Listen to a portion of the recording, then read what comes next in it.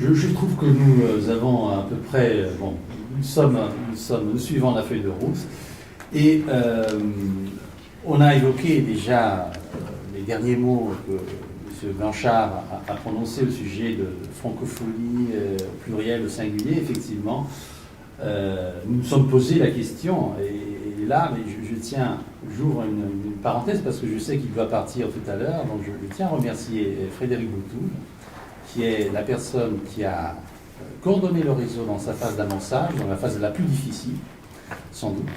Et donc je tiens à le remercier pour son travail. Et voilà, j'ai pris la relève, mais la maison était déjà meublée, hein, je dois dire. Donc merci Frédéric Boutoul pour tout ton travail. Et donc francophonie au singulier, au pluriel. Personnellement, en tant que linguiste, personne n'est parfait. Je considère le mot comme un praxène, donc une unité de production de sens, et à travers l'histoire, ces sens se multiplient. Alors, je ne suis pas là pour faire l'histoire du mot francophonie, parce que j'ai à mes côtés Denis Fada, et à qui on a demandé, donc, par une conférence d'ouverture, justement, creuser cette notion de francophonie. On l'a écrite avec un F minuscule, F majuscule. Ce que j'ai retrouvé à Genève il y a quelques jours, à propos d'un autre réseau qui pourra devenir un partenaire de ce réseau, le réseau francophonie, au pluriel. Mais bon, je me tais et je passe la parole donc à nouveau à Denis Fada pour sa conférence d'ouverture, La francophonie, un espace et une notion multiple. Merci Denis. Merci Giovanni, merci. Au moment où beaucoup s'interrogent, mon propos va être une occasion de rappeler d'abord l'importance et l'efficacité d'une langue, la langue française, à partir de laquelle s'est édifié ce que le géographe Onésime Reclus, en 1880, a appelé dans l'un de ses ouvrages la francophonie. C'était la première fois que le mot apparaissait. C'est-à-dire, pour lui, cette communauté informelle de ceux qui se reconnaissent dans la langue française. C'est ce que nous retenons aussi, nous, à la Renaissance française. Pour nous, la francophonie de la Renaissance française ne se limite pas aux pays francophones, mais se limite à l'ensemble de ceux qui, dans le monde, se reconnaissent dans la langue française et dans la culture du monde francophone. C'est-à-dire donc qu'elle touche l'ensemble des continents. Cette langue qui n'est pas du tout en déclin, mais qui au contraire progresse. Car même s'il y a des zones de stagnation, bien sûr, on le sait, il y a des zones de stagnation, même des zones d'un certain recul, mais globalement, elle gagne du terrain et comptera probablement 1 milliard de locuteurs au milieu de ce siècle. À la Renaissance française, nous nous rendons compte tous les jours de l'intérêt qui est porté à la langue française et à la culture de l'ensemble du monde francophone. Il y a un peu partout une demande, un peu partout des poches de francophonie, c'est-à-dire des groupes de personnes qui connaissent le français, veulent le pratiquer, veulent l'utiliser et veulent le transmettre. Même dans les pays les plus éloignés du monde francophone. Nous trouvons aussi ce que nous avons appelé des communautés francophones dispersées, terminologie qui a été reprise par le président Abdou Diouf, les communautés francophones dispersées, c'est-à-dire des communautés relativement homogènes et francophones dans un certain nombre de pays, par exemple en Argentine, en Uruguay, au Panama, au Costa Rica, au Mexique, avec les Barcelonettes, dans le Maine, en Inde, etc. Italie du Sud. En Italie du Sud et au Vadaost. Notons-le bien, la langue française n'est pas seulement une langue internationale, et je voudrais insister là-dessus. elle est aussi une langue universelle. Et elle est bien la seule, avec l'anglais, à mériter ce qualificatif de langue universelle. Je m'explique. Elle est langue universelle parce qu'elle est parlée à peu près partout dans le monde. Nous trouvons presque partout des personnes qui ont plaisir à se retrouver pour s'exprimer en français ou évoquer la culture du monde francophone. Je me souviens même d'avoir rencontré dans un pays anglophone des gens qui étaient pourtant peu instruits et qui se réunissaient régulièrement pour réfléchir sur l'œuvre d'Albert Camus. Se réunissaient dans une masure. Ils étaient nombreux, ils étaient là régulièrement à se réunir pour évoquer Camus. Il faut dire qu'actuellement, tout au moins il le semble, Camus est l'auteur sur lequel on écrit le plus dans le monde. Donc, une quantité d'universités, des mémoires, des thèses, des travaux, des articles, etc. J'ai rencontré bien sûr un peu partout des personnes qui apprennent le français par nécessité, pour raisons d'études, raisons professionnelles, commerciales, scientifiques ou autres, ou pour avoir la possibilité d'entrer en contact avec des milliers d'autres individus, comme le permet Internet, mais aussi des personnes qui l'apprennent pour pouvoir avoir accès au texte original de tant d'ouvrages majeurs que la langue française a produits en grande abondance, que ce soit dans le domaine littéraire, dans le domaine de la philosophie, du droit, des sciences, etc. L'impact de la pensée qu'exprime la langue française est considérable. Et dans bien des domaines, la langue française est incontournable. Il faut à ce propos souligner combien sont nombreux dans le monde les écrivains dont le français n'est pas la langue maternelle, mais qui ont choisi cette langue pour construire leur œuvre. La liste est infiniment longue, je vous en fais grâce, et d'ailleurs je serais incapable d'établir une liste exhaustive, mais j'ai à l'esprit Cioran, Ionescu, Vilocil Georgiou, des Roumains, des Chinois, Chang, Dai Siji, Gao Zhixiang, des Japonais, Akira Mitsubayashi, Shikimura, Makoto, des Albanais, Kadare, des Russes, Nemirovski, Nakin, des Grecs, Xakis, Bulgares, Todorov, tant et tant. La plupart se disent héritiers de cet incroyable lignage de penseurs et d'écrivains de langue française. Rabelais, Montaigne, Pascal, La Rochefoucauld, Descartes, La Fontaine, Bossuet, Montesquieu, bien sûr, dans cette salle, Chateaubriand, Tocqueville, Senghor, Empathébar, tant d'autres, en passant évidemment par les philosophes du XVIIIe siècle. Et je me souviens qu'à l'occasion du centenaire de la Renaissance française, qui était en 2015, des écrivains dont le français n'est pas la langue maternelle ont exprimé au cours d'une table ronde les raisons qui les avaient amenés à construire leur œuvre en français et non pas dans leur langue maternelle. Il y avait là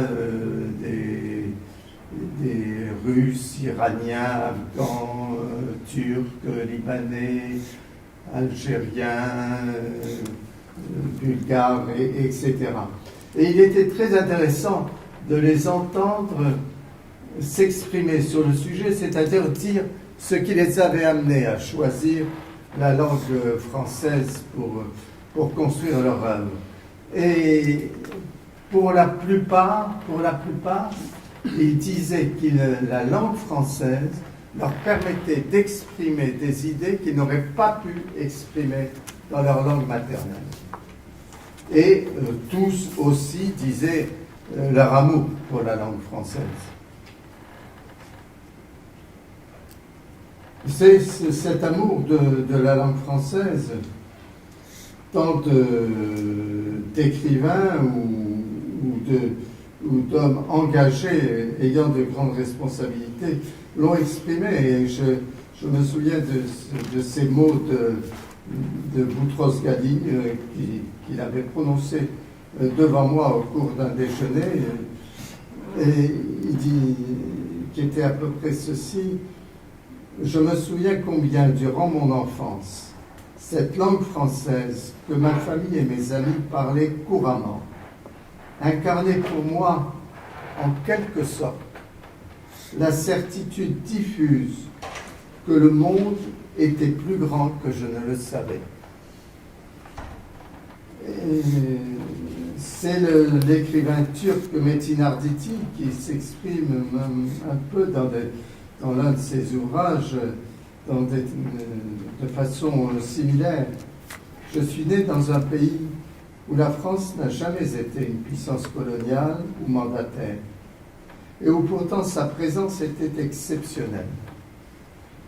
Le français flottait avec une nonchalance gracieuse sur les rives du Bosphore. Chacun le parlait. Par quel miracle? Je ne sais pas. Et plus loin, il disait, le français n'incarnait pas seulement un pays, il était la vérité, le juste. Il était pour nous tous la langue paternelle. Donc, des déclarations d'amour à la langue française.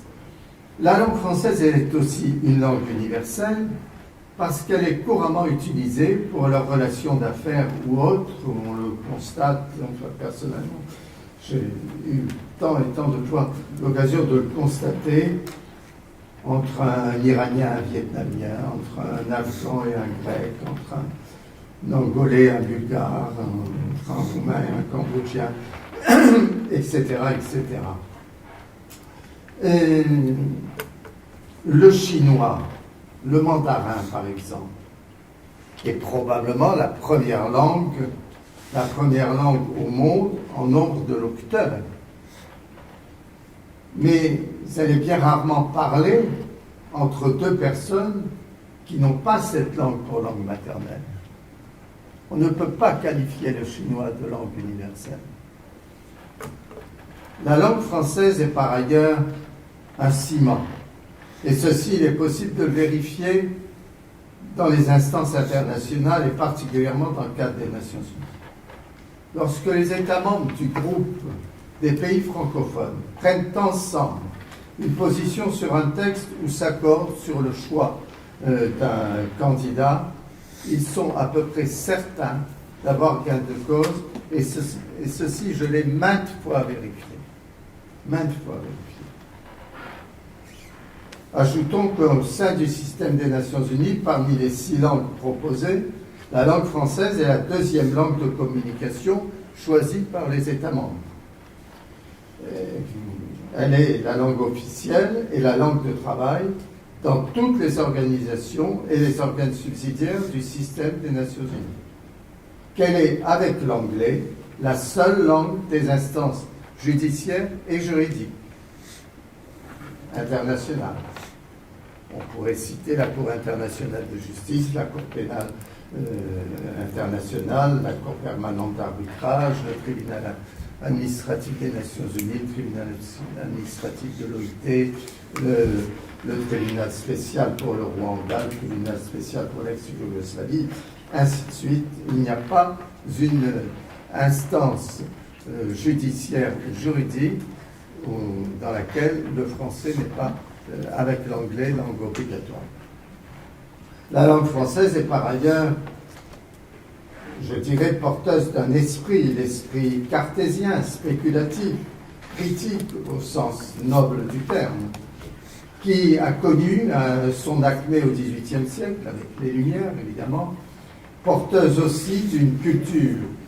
Et cette culture, nous en trouvons des traces sous les formes les plus diverses, à peu près partout dans le monde.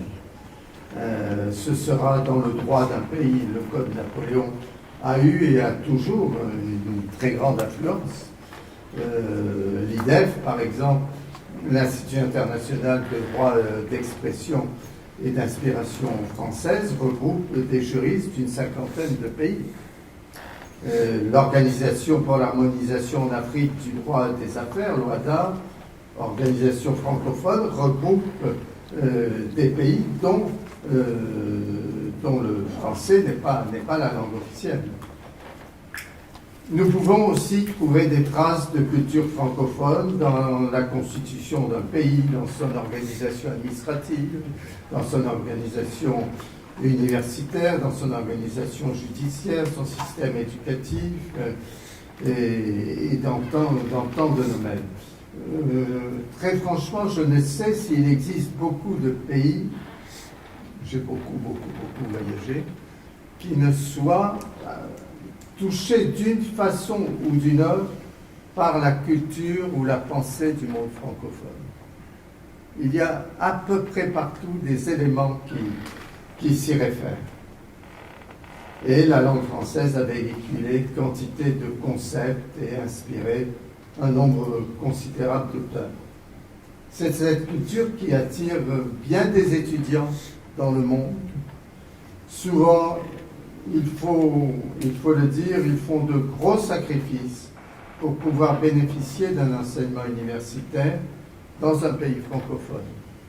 Et je le vois notamment actuellement en Afrique du Nord. Toutes les universités d'Afrique du Nord accueillent de plus en plus d'étudiants étrangers. Et ça se produit dans bien d'autres pays.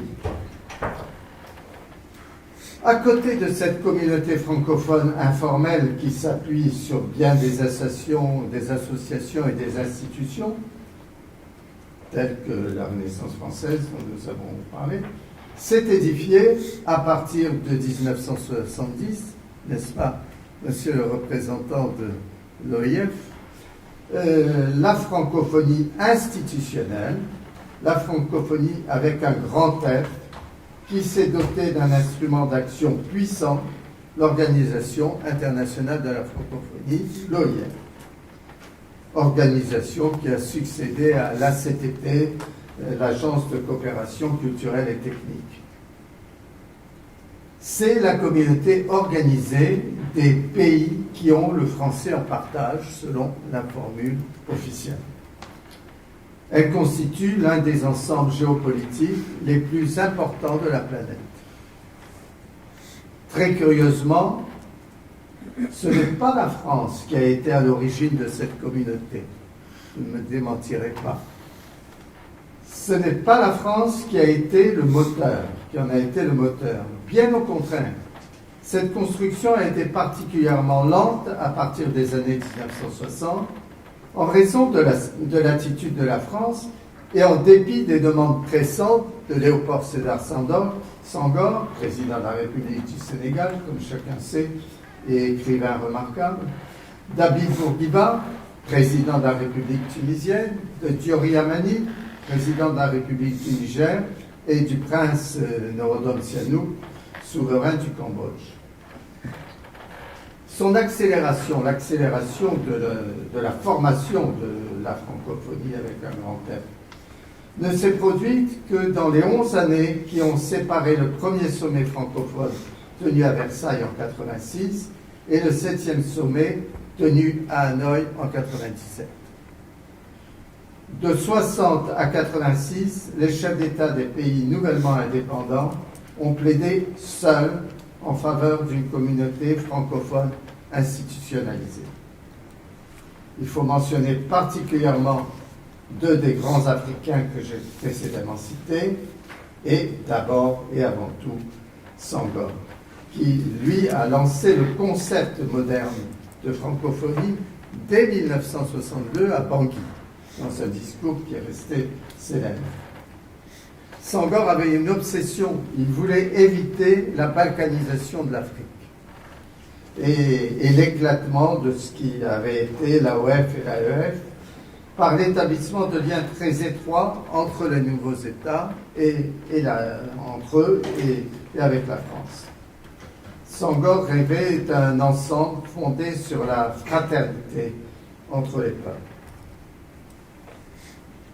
Rappelons que Senghor, dès 1960, a traité de tous les problèmes discutés aujourd'hui en francophonie. Il a été réellement un précurseur dans tous les sens de stricte égalité des sexes en 1960, dialogue des cultures, multilinguisme, diversité culturelle. Il a martelé ces thèmes. Habib Bourguiba a compris très rapidement l'intérêt du projet de Senghor. Il va y ajouter l'idée de négociations multilatérales régulières entre les membres de la communauté francophone. C'est une idée qui fera son chemin et qui sera concrétisée un quart de siècle plus tard avec les sommets francophones. C'est lui, Bourguiba, qui propose à la France, lors du sommet de l'OCAM, une organisation qui a disparu, l'Organisation commune africaine et malgache, la création d'une organisation internationale francophone. Et ces initiatives africaines furent vigoureusement appuyées par le Cambodge, par Sihanouk. Quelle fut l'attitude de la France devant ces initiatives récentes? Ce fut le refus. Le refus. Le général de Gaulle refusa de lancer la France dans une construction multilatérale qui aurait pu, dans le contexte de l'époque, être taxée de néocolonialisme, voire d'impérialisme. Si de Gaulle l'avait voulu, l'OIF aurait pu naître en 1960. L'idée, néanmoins, a fait son chemin et les propositions des chefs d'État africains seront largement reprises lors du premier sommet des chefs d'État francophones tenu à Versailles sous la présidence de François Mitterrand le 17 février 1986, soit un quart de siècle après les indépendances africaines. Les sommets qui fixent la politique de la francophonie se réunissent tous les 2 ans. Il y a eu 17 sommets depuis 1986. Le 16e s'est tenu à Madagascar en 2016. Le 17e en Arménie en 2018. Le 18e aurait dû se tenir en Tunisie, à Djerba en 2021. Il se tiendra finalement en novembre prochain, toujours à Djerba. En dehors des sommets mondiaux exceptionnels convoqués par les Nations Unies, tel le fameux sommet de Rio de 92, les sommets mondiaux d'alimentation, le sommet du millénaire, le sommet francophone est le seul sommet régulier qui réunisse autant de chefs d'État et de gouvernement. Je suis dans les temps.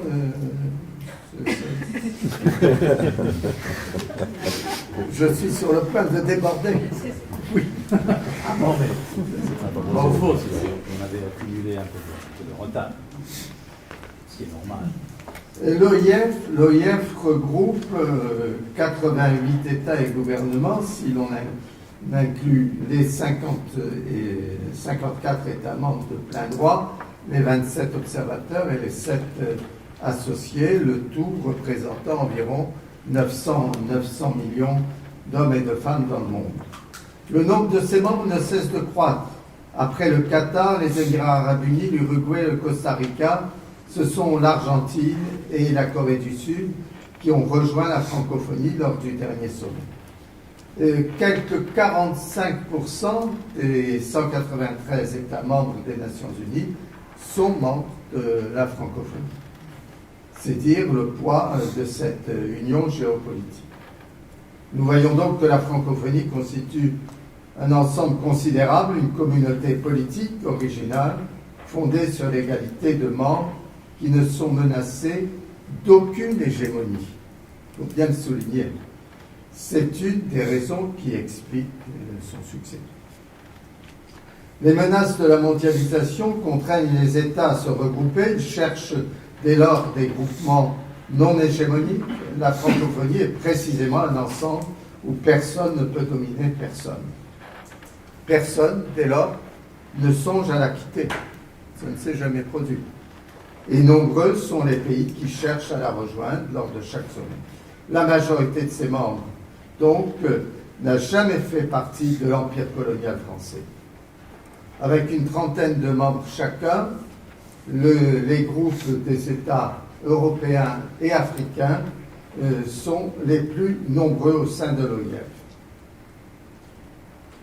Tous les débats le montrent, la mondialisation est perçue comme une menace, alors qu'enfant de l'évolution des sciences et des techniques, elle génère à son tour un exceptionnel développement des sciences et des techniques. Pourtant, un peu partout, des minorités culturelles, linguistiques, religieuses se manifestent, cherchant à faire obstacle à la voie unique choisie par la mondialisation. Elles considèrent que la mondialisation aplatit tout, écrase les différences, et qu'une seule langue, une seule culture, un seul mode de pensée risquerait de prévaloir.